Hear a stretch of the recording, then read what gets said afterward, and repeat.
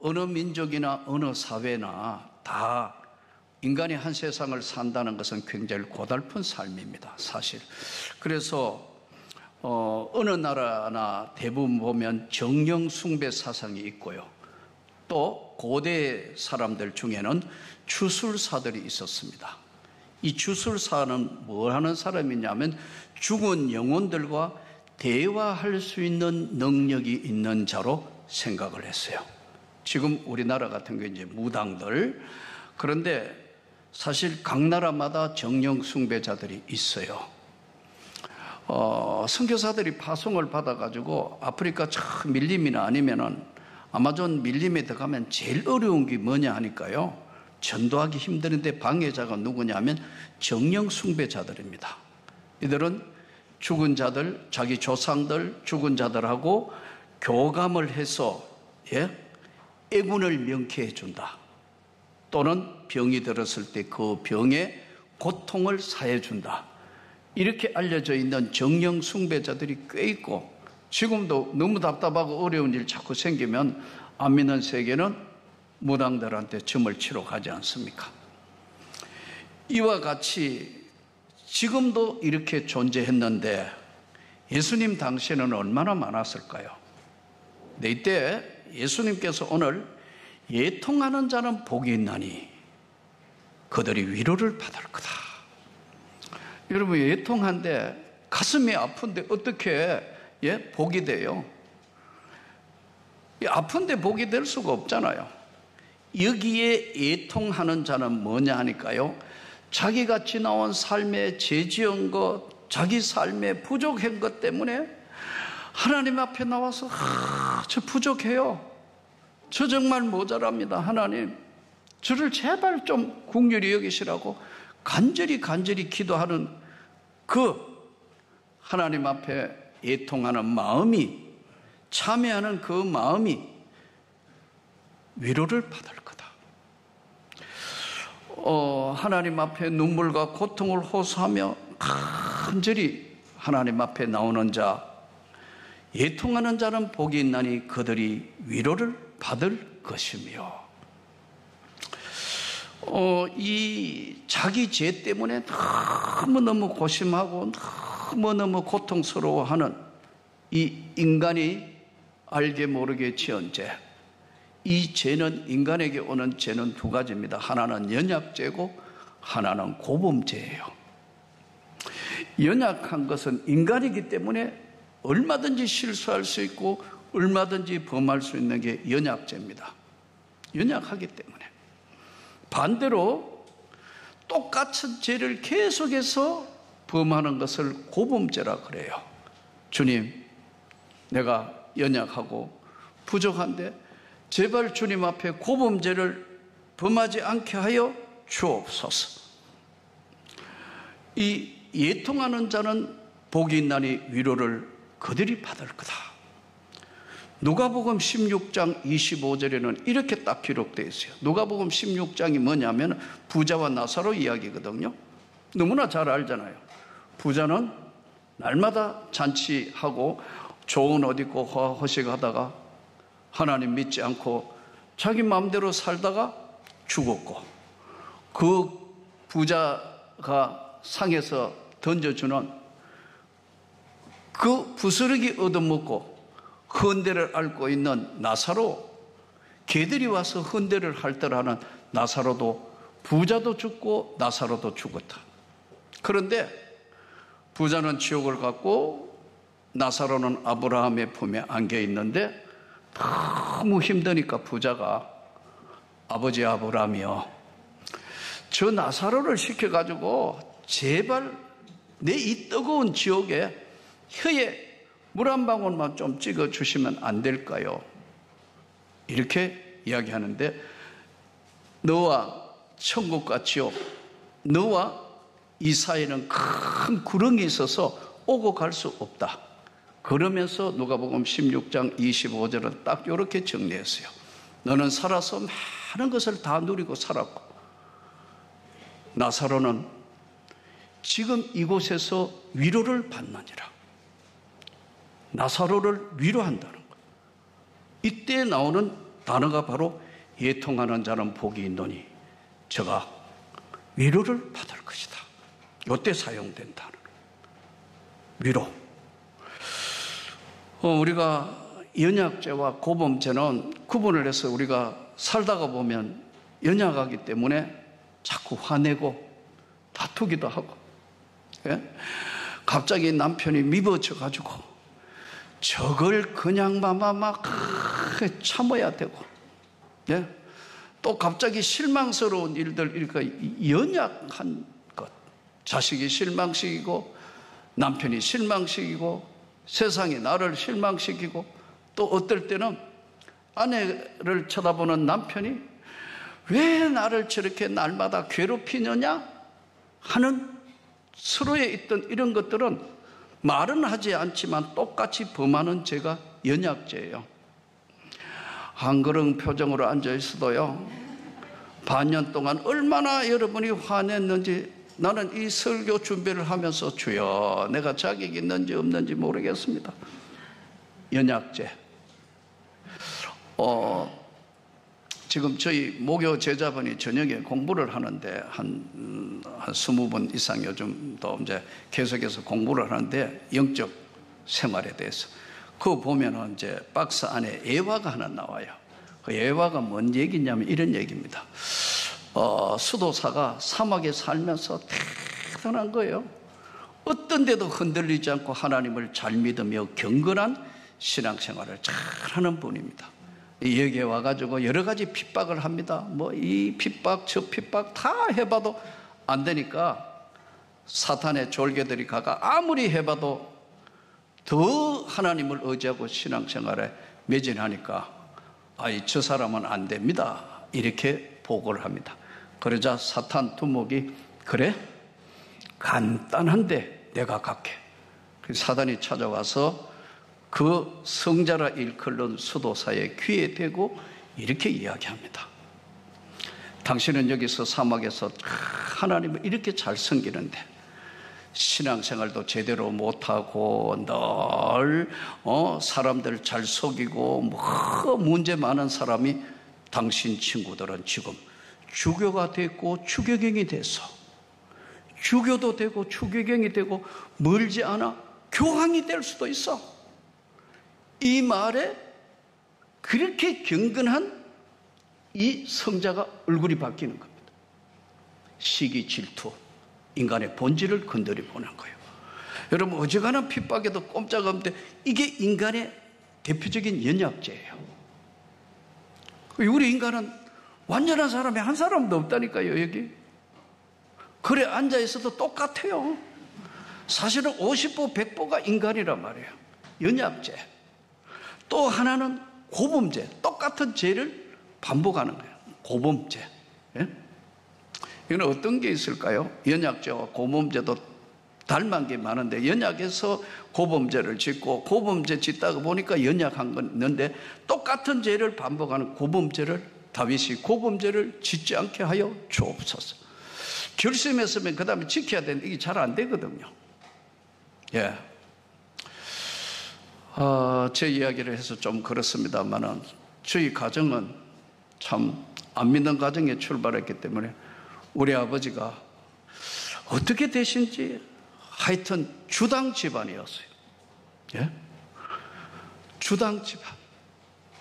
오늘 뭐 맥주 감사 주일이면 보리 그거 해가지고 여러분 어릴 때 쌀밥 먹고 보리밥 제가 가끔 이야기하지만 저는 절대로 돈 주고 보리밥 안 먹습니다. 돈 주고 왜 보리밥을 먹어? 예? 쌀밥 먹어도 지금까지 지금 먹은 것만 해도 억울한데 그거 절대로 돈 주거나.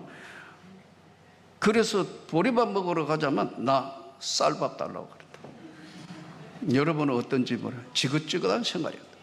자, 그런데 우리 아버지가 주당이니까 이 주당의 DNA를 물러받아 우리 큰형부터 큰형 여자인 우리 누님도 셋째, 넷째 전부 다가 주당의 DNA를 받은 거예요. 대학 때 학교에 뭐 이래 행사 있고 해가 믿음도 신통찬을 쓸 때니까 한 잔 먹으라고 주는데요. 처음 먹었는데 막걸리 2주전자를 먹어도 아무렇지도 않은 거 있죠. 그러니까 평생에 잘 먹는 줄 알아. 처음 먹는데도 안 믿는 거예요. 할렐루야. 전부 놀라는 거예요. 야, 이거, 주당의 피를 이어받은 거예요. 아버지의. 이게 좋지 않는 거 아니에요. 그래서 술 한 잔 먹으면, 인생사를 먹으면 기도만 하면 하나님 이건 아닌데요. 그때 기도는 뭐냐면요, 하나님 보지 마세요. 잠깐만 눈 감고 계세요. 오늘은 먹어야 할 것 같습니다. 이러고 먹는다고요. 예. 그러던 세월들, 학교 교사하면서 보낸 세월들, 또 학교에서 교사하다가 보면 다투기도 하고 뭐 이러잖아요. 그러다가 보면 뭐 또 화해한다고 또 가가 먹는데, 나 먹는다고. 처음에는 난 분명히 안 먹는다 이야기했는데 하다가 보니까 한 잔, 2잔 먹다가 뭐 에이 기왕의 베린 몸, 뭐 들어가는 대로 들어가 보자. 먹으면 내가 제일 많이 먹는 거. 다 먹고 비실비실 하는 거 집에 다 보내주고 모자래가 포장마차에 앉아가지고 소주를 나팔 불고 집에 들어가는. 그래도 끄떡없는 거. 이거는 타고난 거 아니에요. 하나님 정말 다시는 안 먹습니다. 그게 잘 안 되더라고. 그러던 어느 날 86년도 2월 달에 성령의 불을 받았어요. 그 하나님 앞에 한없이 애통해서 내 부족한 것, 내 모자라는 것 다 용서하라고 그러고 결심을 했어요. 지금부터는 한 잔에 30억을 준다 해도 난 먹지 않는다. 지금까지. 이게 왜 그렇죠? 연약하고 부족한 그런 고범죄를 짓지 않게 하여 주옵소서. 이것 때문에 애통하는 자는 복이 있나니 저가 위로를 받을 것이다. 여러분, 암에 걸려서 고통받고 고칠 수 없는 병에 고통받고 다 했는데요, 잠시 위로해 줍니다. 약이 잘 듣습니다. 희망이 있습니다 하면요, 이게 다 크나큰 위로로 와요. 지금까지 느껴보지 못했던, 모르는 세계, 못 보던 세계, 안 보던 세계, 보이지 않는 세계가 내게 온단 말이에요. 이게 바로 애통하는 자는 복이 있나니 위로를 받을 것이다. 온유한 자는 복이 있나니 땅을 기업으로 그들이 받을 것이요. 전혀 안 맞는 얘기죠, 이것도요. 세상에 여러분, 땅을 기업으로 받는 인간의 역사는요, 힘이 있는 자가 받습니다. 부유한 자가 땅을 소유합니다. 땅이든 건물이든 부유한 자가 소유합니다. 오히려 어떨 때 남을 잘 속이고 야비한 자, 이런 자들이 그런 걸 더 많이 가집니다. 그런데 오늘 인간의 세상에서 사고 뺏고 서로 악순환하는 인간의 땅은 소유권이 수시로 바뀌고 이전되는 땅을 의미하는 것이 인간의 땅입니다. 여기 오늘 온유한 자는 복이 있나니 땅을 기업으로 받을 것이며, 이 말씀은 온유한 자가 누구냐는 거예요. 부드러운 사람, 말이 별로 없는 사람, 남을 잘 이해하는 사람, 또 사랑이 많은 사람, 이 온유하다, 그것도 한 80%는 맞을 것 같습니다. 그러나 오늘 성경이 이야기하는 온유한 자는 뭐냐 하니까요, 하나님께 길들여진 자, 이런 뜻입니다. 다시요, 성경이 이야기하는 온유는 뭐냐면은 천성도 온유하고 다 해야 되지만 하나님께 길들여진 자를 온유한 자는 복이 있나니 그래리 땅을 유업으로 받을 것이고 기업으로 받을 것이다. 성경의 대표적인 인물 하나를 딱 꼽아서 나오는데, 모세는 지면의 어떤 자보다 온유했더라, 이렇게 기록되어 있어요. 그럼 모세가 온유하냐? 모세가 온유하지 않아요. 모세가 화나니까 애국의 관원을 쳐서 죽여버렸어요. 온유한 자가 폭행을 휘두를 수 있어요? 아니에요. 그런데 40년 광야 동안 하나님의 사람으로 바뀌어서 시내산 그 하나님의 부름의 장소 엎드려서 네가 선 땅은 거룩한 땅이다. 신발을 벗어라. 거기에 순종하는 모세 보고 하나님께 길들여진 자를 온유한 자는 복이 있나니 천국이 저희 것입니다. 기업으로 받을 것이다. 이 온유는 바로 하나님의 나라, 땅에서도 하나님이 함께 하셔서 축복하실 것이고 어떤 어려움과 고난도 그분 하나님이 반드시 해결해 주실 것이다. 믿습니까? 하나님이 앞서 가시면서 가나안 땅을 정복하러 갈 때 하나님이 그들 앞에 가시면서 구름 기둥 불 기둥으로 진행하시던 그 하나님이 모세에게 하신 말씀이 주변에 누구보다 잘 길들여진 하나님 앞에 길들여진 인생, 이거를 온유라고 표현했습니다. 요한계시록 3장 12절, 요한계시록 21장 2절, 새하늘과 새 땅, 하나님 백성 하나님의 땅에 온유한 자는 복이 있나니 땅을 그들이 기업으로 받을 것이다. 할렐루야. 오늘 이 말씀을 우리가 어떤 상황에도 하나님의 말씀을 붙들고 이 후반부 맥주 감사절을 시작해서 후반부는 애통한 자가 누리는 축복, 위로, 온유한 자 하나님께 길들인 자가 받는 땅을 기업으로 받는 축복이 저와 여러분에게 있기를 진심으로 축복합니다. 애통하는 자, 온유한 자, 이 팔복의 핵심은 조금 전에 말씀드린 것처럼 모르는 세계, 못 보던 세계, 안 보던 세계, 보이지 않는 세계가 내게 다가온 이야기가 바로 팔복의 이야기예요. 이 팔복은 내가 가난해질 때만 보일 수 있고 내가 애통해 봐야 그 세계를 받을 수 있고, 이것은 당해보지 않는 사람에게는 이해할 수 없는 세계를 오늘 주님께서 애통하는 자, 자기 죄 때문에 내 부족 때문에 다시는 이렇게 살지 않겠다고 결심하는 나에게 위로를 주시고 바로 하나님이 그들과 함께하고 계시고 길들여진 하나님의 사람에게 유업으로 주시고 기업으로 주시는 바로 땅을 기업으로 받는 오늘 이 축복이 이 반년 동안 저와 여러분에게 가정에 온 집안에 있기를 축복합니다. 사람은 언제나 보는 관점에 따라서 상당히 다른 부분이 많습니다.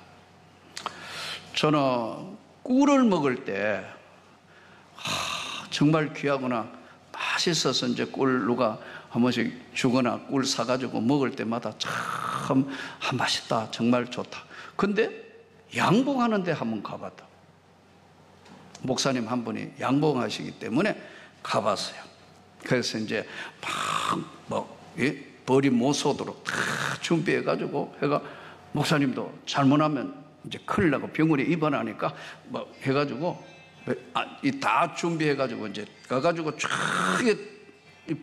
이제 양봉하니까 이제 그걸 싹 들시고 끄집어내는데 딱 보니까 이야, 벌들이 꿀 안 뺏기려고 왕왕 달려들고 거기 붙어 있는데 그거 다 빼먹는 거 보니까 이야, 꿀들 먹을 거 우리가 다 뺏어 먹는구나, 그런 생각하니까 그다음부터 꿀 먹을 때마다 뒤집어서가 이거 하던 생각이 나서, 야, 그렇구나. 꿀의 입장에서 볼 때 보면 어떻게, 그 벌의 입장에서 볼 때 꿀 뺏기면 다 뺏기는 거 아니에요? 아닌가요? 그런데 인간은 이걸 먹어야 단 거고 이 귀한 거 아니에요? 그래가지고 그걸 한번 보고 오니까요, 그 다음부터는 닭이 난 알 뺏어 먹는 게 달걀이고요, 소는 반쯤 죽여가지고 일식이 나놓고 나중에 잡아가 먹고 가죽까지 해가 벨트 메고 그냥 포함자. 가만히 생각해보면 인간이 보는 관점과 하나님 보는 관점이 뭐 어떻게 다른 건가? 딱 달라요. 성경은 이렇게 말씀합니다. 내가 땅 위에 충만하고 번성하라, 땅의 모든 것들을 식물로 너에게 주셨다. 이 하나님 관점.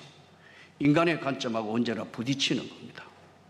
사랑하는 성도 여러분, 대부분 오늘 이 시대는 불안한 시대예요. 불안정한 시대에 삽니다.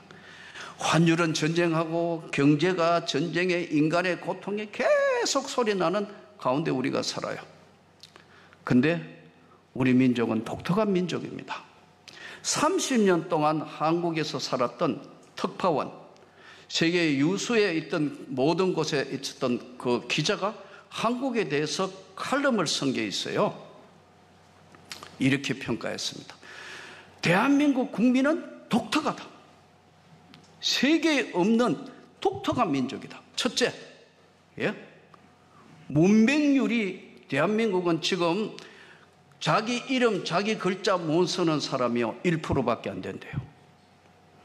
프랑스 저렇게 세계 예술의 도시 뭐 대단한데 저거 따져보면요. 저거 따져보면 25%가 문맹률이래요. 자기 나라 말하고 자기 나라 하는 거. 중국요 한자가 어려워가지고요 자기 나라 말 다 못 쓴다. 일본은요 히라가나 뭐 일본 이거 해가지고 그 다음에 일본도 어려운 한자 일본 사람 다 몰라요. 우리는 한글, 여기 혹시 한글 모르는 분 있습니까? 1%밖에 안 된다는 거예요. 이게 세계사에 없는 일입니다. 우리 민족은 또 급해요. 느린 거는 절대 못 참아요. 뒤에서 줄 서라 하면 제일 싫어하는 민족이 대한민국이에요. 비행기 한 20분, 30분만 기다리면 항해하러 가는 거 전부 대한민국 사람. 전부 줄 서가 있는데 책 보고 기다리는데 못 참아가지고 가가 무슨 일인가 가가 알아봐야 제자리에 서 있어요. 급한 민족이에요. 독특한 게 또 파당지어가 제일 잘 싸우는 나라가 대한민국이에요. 땅파 싸움부터 시작해서 지금 국회 꼴 보세요. 계속 이렇다고. 그래도요 대한민국이 아주 멋진 나라예요. 하나만 되기만 하면 세상이 감당할 수 없는 나라가 대한민국이에요. 1960년대부터 대한민국은 수출 주도형으로 세상을 바꾸었어요. 우리도 한번 잘 살아보자. 근데 이게 대한민국이 시작한 게 아닙니다. 아주 옛날부터 혹시 여러분 베네치아라고 들어봤습니까? 이태리에. 전부 무역회가 먹고 살았는데 부유한 나라가 됐어요. 이걸 옆에서 딱 보던 나라가 우리도 그래야 되겠다 했는 나라가 네덜란드입니다. 네덜란드는 대부분 보면요 3개국을 합니다. 기본이 자기 나라어, 영어, 독일어는 그냥 3개국 한다고. 히딩크 감독이 여러분 그래서 네덜란드 세계적인 축구 감독이 네덜란드에서 많이 나오는 게 여러분 언어가 자유롭기 때문에 그렇습니다. 그래서 항해가 돈을 벌였다. 그거 가만히 보니까 이래가 우리도 돈 벌였대. 영국이 그거 했다. 전부 식민지 삼고 막 쫓아나가가 다 했어요. 그거 영국 하던 거 가만히 보니까 일본이 안 되겠다 우리가 해야 되겠다. 일본이 손이 뭐 대단해 도시바 대단했잖아요. 지금은 한국이 다 뺏어 먹어버렸어요. 삼성이 3나노 반도체 세계 최고의 기술을 지금 삼성이 지금 가지고 있어요. 세계사에 없는 독특한 민족이에요. 저는 여러분에게 말씀드립니다. 희망이 없다고 생각하는 사람은 끝까지 희망이 없을 수밖에 없습니다. 예통하는 자는 복이 있나니 저가 위로를 받을 것이다. 온유한 자가 땅을 기업으로 받을 것이라는 주의 말씀을 듣고 우리 민족이 복을 받고 우리 민족이 다시 일어나고 세계사에 없는 다시 일어나서 하나님의 영광으로 한국 교회와 우리 명문교회가 온 사랑하는 성도 여러분의 가정이 축복과 은혜로 다시 일어나기를 주 예수 이름으로 축복합니다.